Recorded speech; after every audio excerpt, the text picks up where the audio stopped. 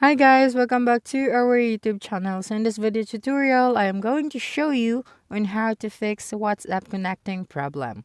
Okay, now the first thing that you can do is to check if you are connected to your internet provider or the internet provider of yours is has a stable internet connection.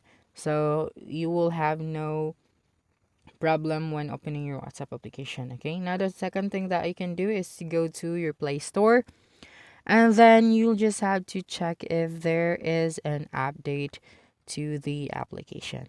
Okay, so you just have to update your apps and from there you'll be able to fix your problem.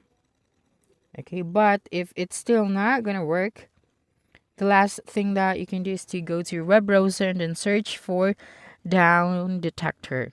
Okay. Okay, and then you'll just have to use the search icon at the top right corner of the screen and search for the application that you think has a problem.